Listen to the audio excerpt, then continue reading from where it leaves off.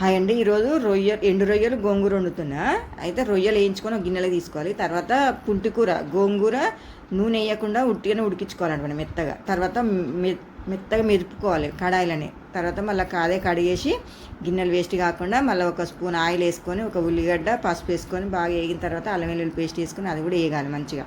వేగిన తర్వాత నీళ్ళలో కడిగి రొయ్యలు వేసుకోవాలన్నమాట, ఉష్క ఇట్లా లేకుండా.